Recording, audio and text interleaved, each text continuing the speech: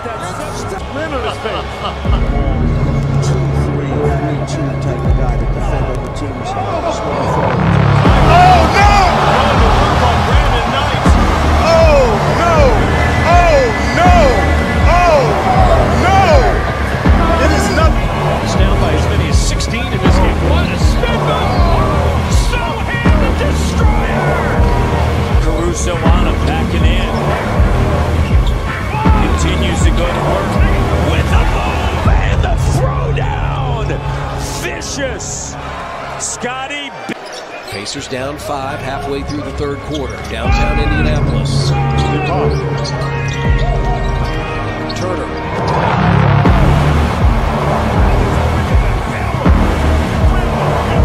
Ahead to Banchero. Banchero going to take it, fly over the top of Joseph and draw the foul.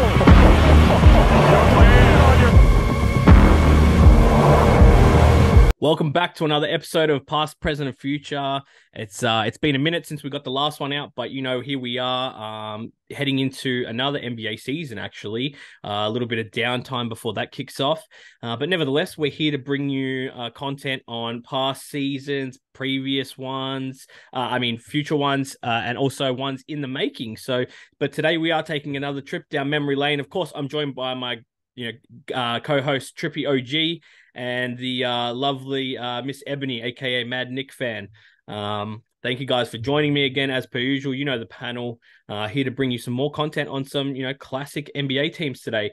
Today we're going to be talking about the ever controversial 01-02 Sacramento Kings, the team that stood in the way of the Lakers three-peat and almost got it, almost changed history, right? If not for a few things, but we're going to get into that and more. But first of all, guys, how you guys doing? It's good to see you guys. You guys ready to talk some more vintage hoops? Definitely. I need something to talk about. My Liberty driving me nuts. No doubt.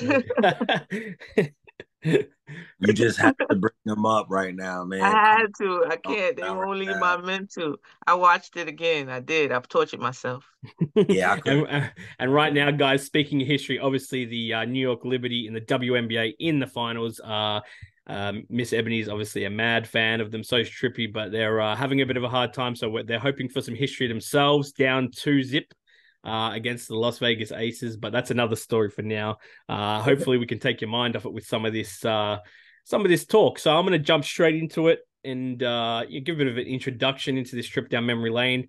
We're going back over 20 years, just over 20 years, 21 years ago, 22 years ago. So this is some time ago. I mean, I was only young, but I remember this was big. Lakers were big in this time. Like I said, Lakers 2-time defending champions. This is they were in the finals to go for number 3, which obviously, as we know, history tells us they got.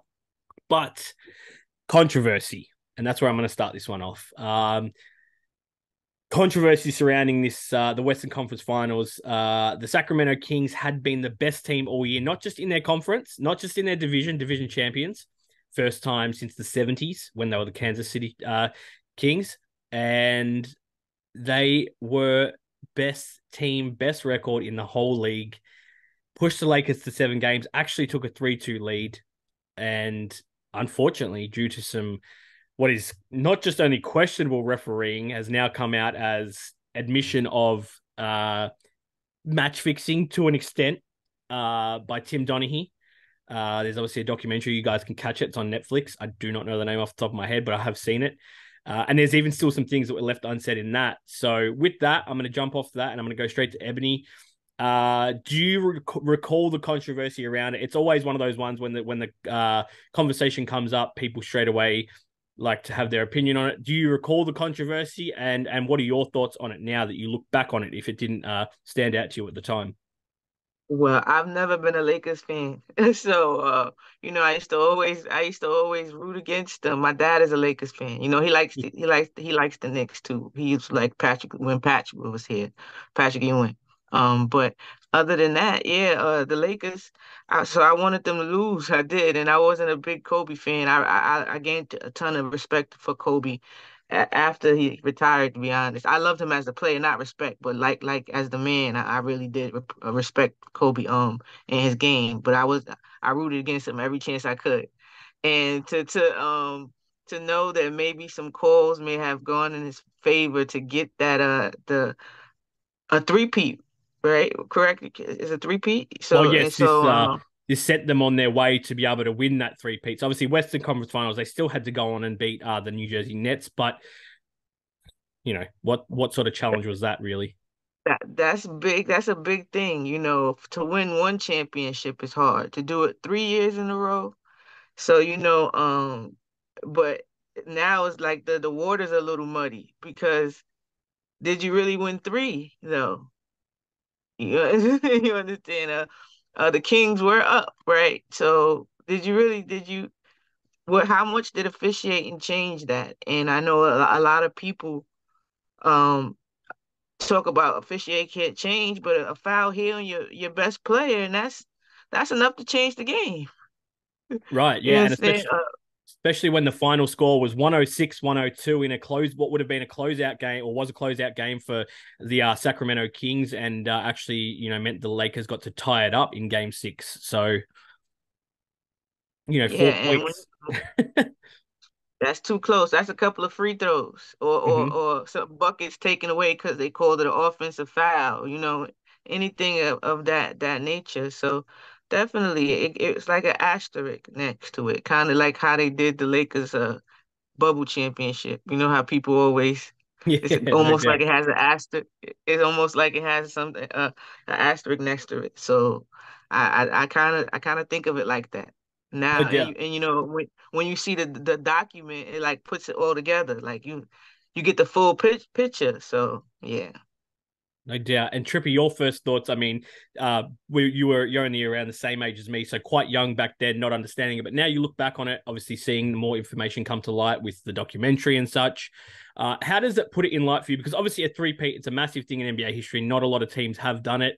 It puts you in, I guess, immortal status when you do that type of thing. And we tend to look at the Kobe and Shaq era, which was that era, and that three-peat as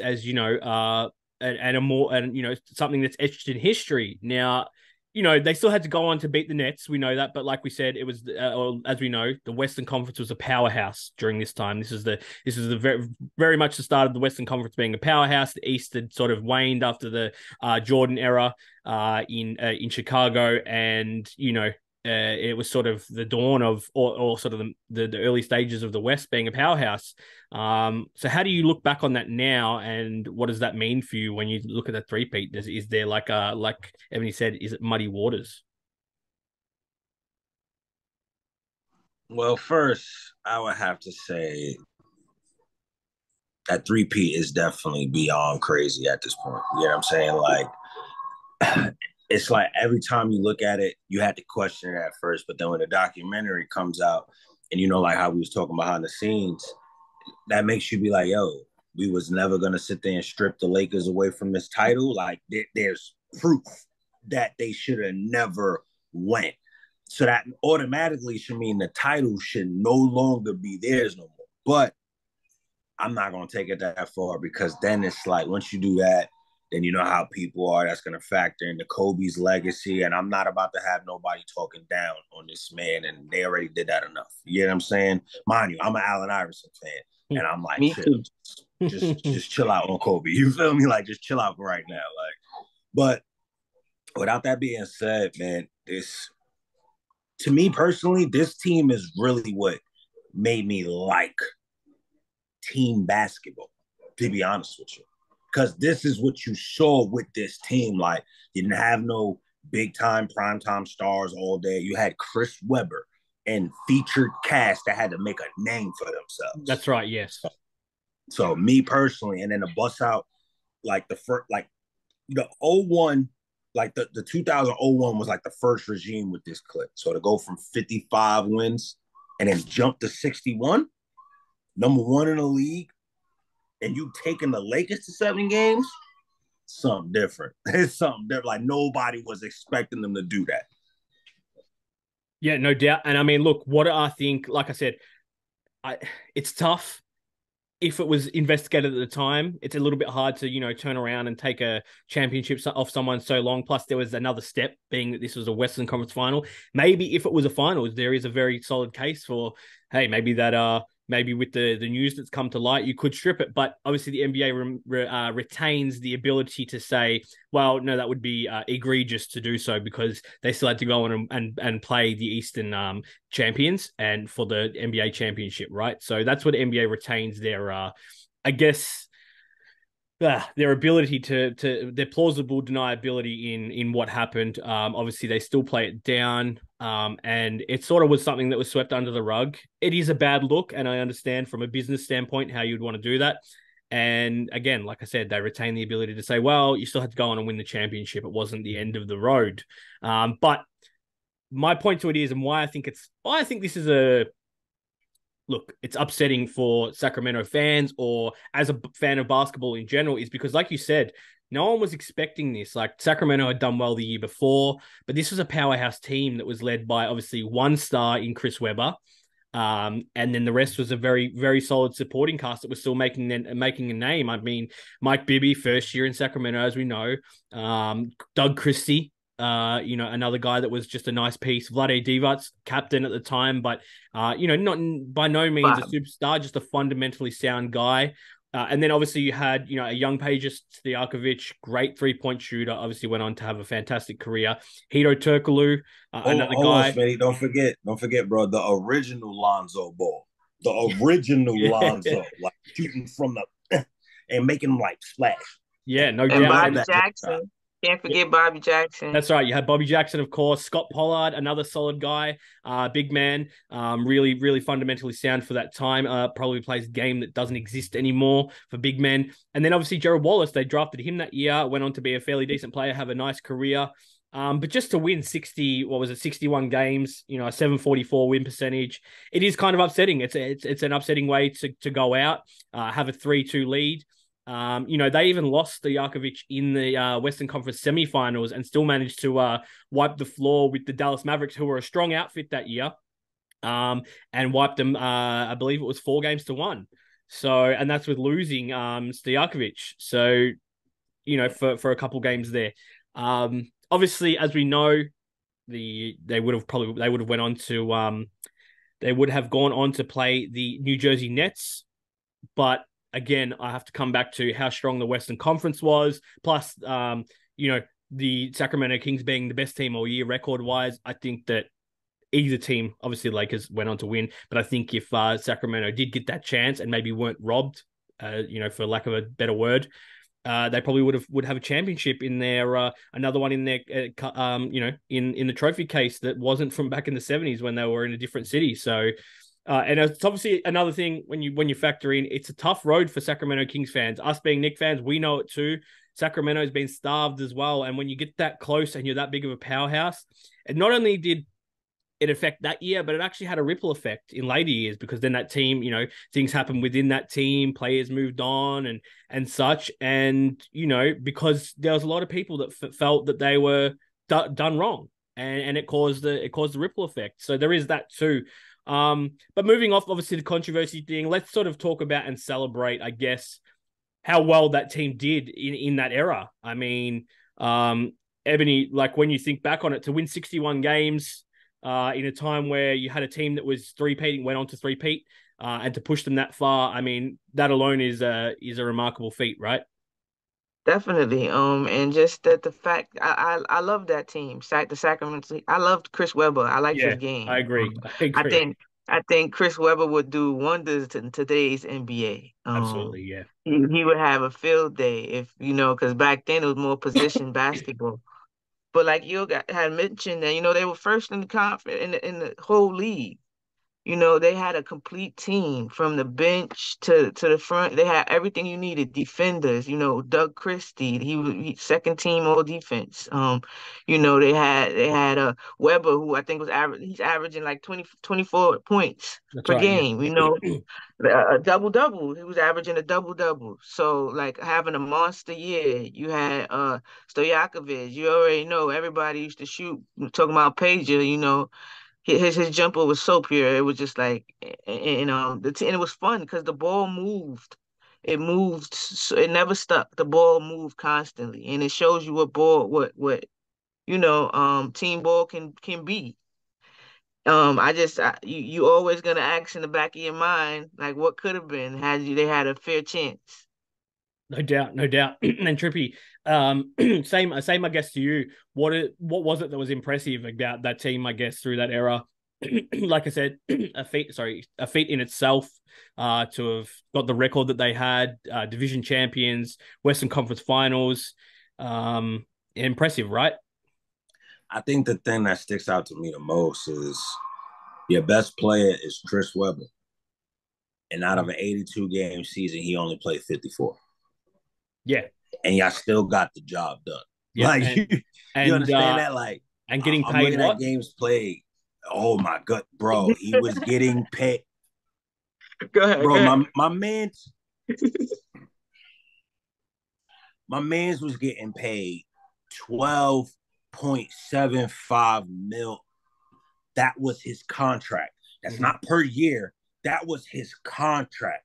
You got Vlade Diva at 10.4, Doug Christie at 5.2, Peja at 5, Scott Pollard 4.3, Mike Bibby at 4.1. Like, bro, they didn't make anything. Weber's an all-star. Yeah, and Like, all NBA second team that year on that type of money. Insane. Today, right now, that's bench money. Yeah, that's low bench money. That's like, yo, you the 10th man on the roster. Like, that's how real it is. That's that kind of money in today's NBA. That's why the older NBA vets, they're hard on them because they like, y'all get paid a lot of money to play, just play. Not the drama. We was doing it and getting beat up. They changed the rules. They changed the rules on today's game. So, what a foul is. So that I could understand it. You bench players, like you said, getting paid that in a year, not a contract, a year. It's another thing that's ironic too. Like when you look at their playoff run this year, it really now that after you see the documentary, it really shows you how they got they were scraping through teams. Utah Jazz 3-1, Dallas Mavericks 4-1. Like they was walking through teams. Then you was up 3-2 on the Lakers. They didn't want to give it to them, man. That's how I look at bro, they really were dog walking teams. Yeah, and mind you, we just stated that Chris Webber him and Gerald Wallace only played 54 games that year.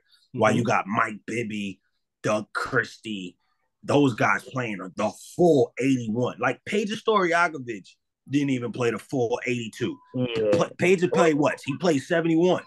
And he missed some of the games. He missed some of the games in the playoff against the Mavericks. That's right. Yeah, going down for 3 games, and they still got out of that series, only losing 1 game. And I mean, look, going back to the powerhouse, like you said, just washing teams.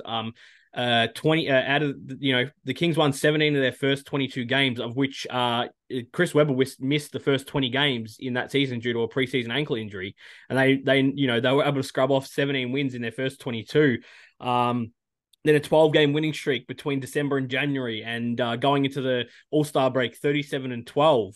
Right, and then an 11 straight game win streak near the end of the season. So this team was just, like you said, they were just dog walking teams, walking through teams, all over the NBA, Western and Eastern Conference.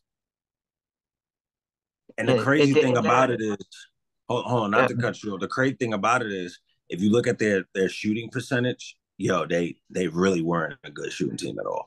Like they couldn't shoot worth the lick of nothing. Like they really weren't that. The highest shooting percentage on this team is Peja at 41%, basically 42. Yeah, and that's just from 3. That's just from 3, right? Yeah. Now, and you got to understand that remember it wasn't positionless basketball, so everybody didn't get to shoot either. Right. A very inside out game. Everything was to the rack first, and then figure it out afterwards. If you pulled up in a 3 back then, they'd have benched you. No. know. Look, that's back then for threes. Right now, let's just go into their 2 point percentage. Right, Yes. still wasn't that good. Like, like that's why I said like this team wasn't supposed to do none of this they did this year. Like they really, this is what you call team basketball, a group of guys to where we, not anybody on this squad can carry us to the promised land. But if we gel together and play together, we can get the job done. Like, I, like I'm I'm not gonna these mention no percentages names. suck. I'm not gonna mention no names, but look at the makeup of the team, if I may. It's Weber had 24.5, right? He averaged a double-double with 10 rebounds. Then Pager had 21 points, right? Bibby 13. Doug Christie averaged 12 and 2 steals per game, right? Bobby Jackson had 11 points, right? And Hito with 10. They just did it as a committee. Like everybody just contributed. Like that's it. Who that sound like that could be? Come on now. And that Yo, you know it's crazy that you say that, sis? Because I was thinking about that because you know a lot of people reference the Detroit Pistons, right? But now looking at this, yeah, we might be this team. We might be the new day and age this team right here because we ain't got nothing. This look exactly like what we dealing with right now. A whole bunch of what the hell is this? And we might just do the RJ Barrett and shock the world. and no doubt. And look, I think Oh that's a my perfect note to leave this off on. A great all-round team, a team effort, something that you don't see as often or haven't seen over time. And you know, and when it does come together, it works really well, as we saw. Just a shame that they couldn't get the cherry on top, being the championship. And obviously, it sucks that it was surrounded in controversy too. That you know, it might have been they might have been hard done by. But nevertheless, it's been another great episode going down memory lane, talking with you guys. I appreciate you guys for coming through. Check us out on YouTube, VSN Basketball Station. Also find us on Spotify, Facebook, VSN Network _, and you'll see everything we're doing on there. Appreciate you guys for coming on as always, and we'll catch you guys on the next one. Yeah, I know how we do. Let's go.